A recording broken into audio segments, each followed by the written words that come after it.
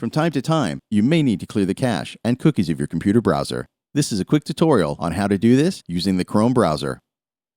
On your computer, open up Chrome. At the top right, click More, or the three dots on the far right. Click More Tools, and then Clear Browser Data.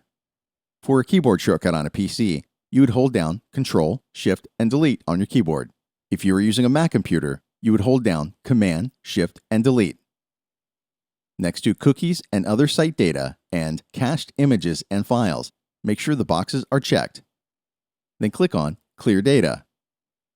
If you would like to explore your cookies and site data further, select More. Then go to Settings and Privacy and Security. Select Site Settings, and then Cookies and Site Data.